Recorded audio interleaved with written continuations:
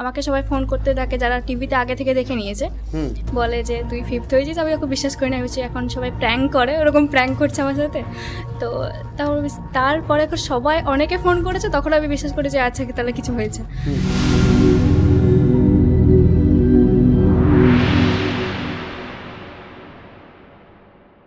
উচ্চ মাধ্যমিকে ফিফথ, দারুণ রেজাল্ট। কখন তুমি শুনলে, শোনার পর তোমার মুহূর্তটা কেমন কেটেছে?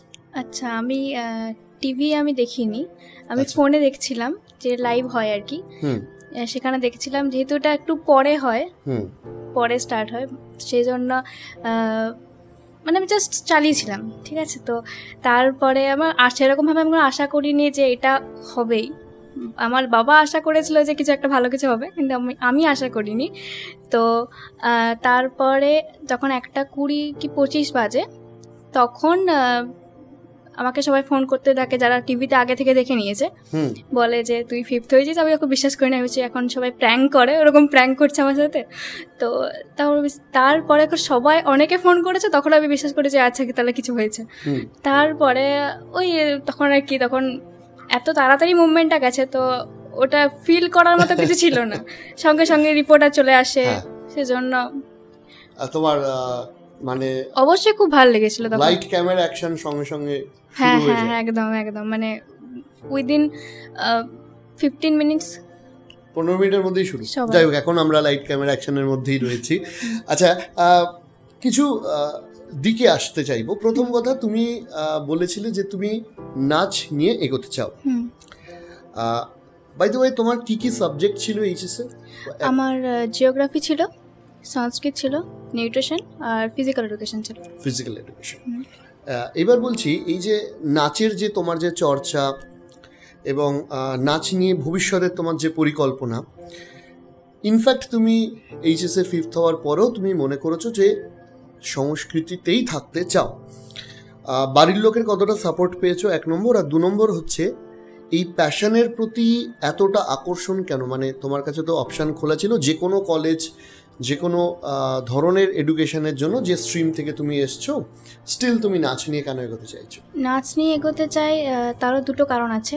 প্রথমত হচ্ছে, আমি চাই যে আমাদের যে ইন্ডিয়ান কালচারটা আছে, যেহেতু আমি ক্লাসিক্যাল ডান্স ফর্ম শিখি, ভারতনাট্যম শিখি, সেজন্য আমি চাই যে ওটাকে যেন আমি প্রমোট করতে পারি, যেটা আস্তে আস্তে আমার মনে হয়েছে যেটা ফেড হয়ে যাচ্ছে কোথাও গিয়ে, সবাই হারিয়ে যাচ্ছে, এই নাচ গান এগুলো হারিয়ে যাচ্ছে কোথাও গিয়ে, সেটা প্রমোট করতে চাই ফার্স্ট অফ অল। আর সেকেন্ডলি, এটা আমার নিজের মানে আগের কোনো পরিকল্পনা নয়, এটা আমার নিজের মনের মধ্যেই ছিল প্রথম থেকে যে আমি করব, নাচ নিয়েই এগোবো, এটা ছিল। সেই জন্যই আমি এটাই বলেছিলাম যে আমি নাচ নিয়ে এগোতে চাই।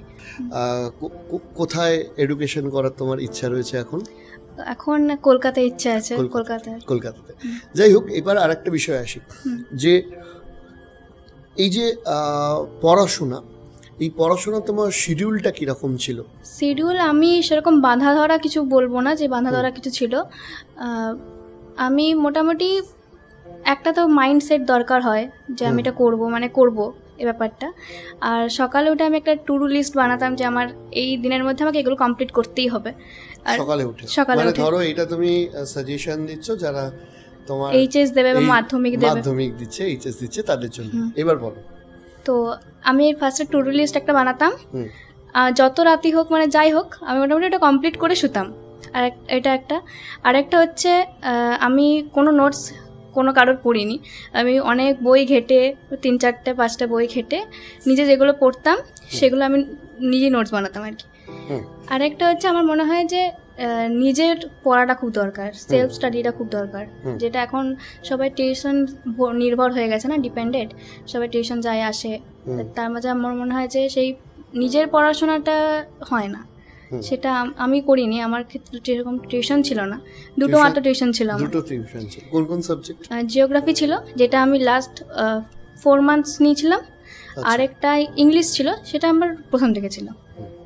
মানে অনেকে যে বলে যে প্রাইভেট টিউশন করার টাকা নেই বলে রেজাল্ট খারাপ হয়েছে, তাহলে এটা ফ্যাক্ট নয়। ফ্যাক্ট নয়, একদমই নয়। কারণ মনে হয় যে নিজের ইচ্ছাটা থাকা দরকার। স্কুলের টিচাররা তো আছে, স্কুলের টিচাররা আছে, আমি স্কুলের টিচারের কাছে প্রচুর হেল্প পেতাম, মানে ওনারা দিতেন আমাকে, বই দিতেন যখন যেমন দরকার হতো। বিভিন্ন বইপত্র তুমি করেছো। আচ্ছা, আজকের ডেটে ডিজিটাল এডুকেশনের একটা চল এসছে, তো তুমি কি ডিজিটালি ধরো কোনো অ্যাপ হোক বা কোনো ইউটিউব হোক, বিভিন্ন জায়গা থেকে কি তুমি এডুকেশনে তোমার কোনো হেল্প পেয়েছো, বা তুমি কি এটা প্র্যাকটিস করেছো? প্র্যাকটিস সেভাবে নয়, আমি কিছু মানুষের ভিডিও দেখতাম, যেমন সম্রাট এক্সক্লুসিভ যিনি আছেন, আচ্ছা, সম্রাট স্যার, তার ভিডিও দেখতাম, ভালো লাগতো আমার, বাংলায় পড়ায়। আচ্ছা। আর সেরকম ভাবে কোনো দেখিনি, ওনারই দেখতাম, ওনারটাই দেখতাম। হ্যাঁ।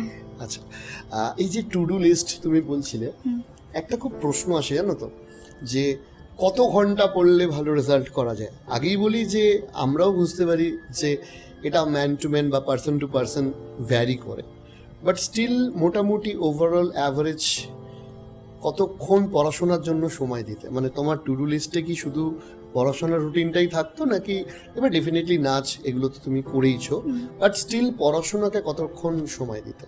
মিনিমাম যদি বলি তো 12 ঘন্টা কি 14 ঘন্টা এরকম হবে। বাহ, খুব সত্যি কথা, এটা এটা এটা একটা বাস্তব কথা তুমি বললে। আর আমার মনে হয় 3-4 ঘন্টার গল্পটা তুমি বলনি, এটা খুব ভালো। আর আমার মনে হয় যে সবাই অনেক বলে না যে 3-4 ঘন্টা পড়ে হবে, হয় না, হয় না, কিছু তো মনে রাখার ব্যাপার থাকে, যে রিভিশন করতে হয়, মনে রাখা প্লাস চর্চা, চর্চা অবশ্যই। 12 ঘন্টা তোমার রুটিনে ছিল। এবার একটা বিষয় আমি জিজ্ঞাসা করছি, যে 12 ঘন্টা বই নিয়ে বসা আর 12 ঘন্টা পড়া, এই দুটোর মধ্যে ফারাক আছে। মানে অনেকেই মানে ধরো বই নিয়ে বসছে, বসতে বসতে একটু সাট করে একটা নোটিফিকেশান এলো, তো মনে হলো একবার নোটিফিকেশানটা দেখি, ওই একটা বারের জন্য 1 ঘন্টা হয়তো চলে যায়। তুমি কনসেন্ট্রেট করার জন্য কি করতে? কনসেন্ট্রেট করার জন্য আমি ফোনটাকে দূরে রাখতাম, ফোন থেকে আমি দূরে থাকতাম, আর আমি মেডিটেশন করতাম। কিরকম একটু এক্সপিরিয়েন্সটা শেয়ার করো। এক্সপিরিয়েন্স বলতে কোনো একটা ধরুন মেডিটেশনে যে মিউজিক আছে না, ইউটিউবে অনেক রকমের গান আছে, সেগুলো শুনতাম বারবার, তাহলে একটা ঘুমানোর আগেও শুনতাম, যখন ঘুমাতে যেতাম তখনও শুনতাম, তাহলে একটা কনসেন্ট্রেশন এমনিতেই আসতো আমার, সেরকম কিছু না। আমি ফোন ধরে রাখতাম, সোশ্যাল মিডিয়া থেকে একদম ডিটাচ হয়ে গেছিলাম, ওটা একটা ব্যাপার ছিল। আচ্ছা, আর আরেকটা ব্যাপার হচ্ছে যে ধরো এই যে 12 ঘন্টা, এটা কি সকালে রাতে কোন সময়ের মধ্যে টাইম শিডিউলটা কি ছিল? রাতে পড়তাম আমি মেনলি, রাতেই পড়তাম। হ্যাঁ রাতে পড়তাম, মানে আমি সারা রাত জাগতে পারবো কিন্তু সকালে আমি উঠতে পারবো না, এরকম একটা ব্যাপার।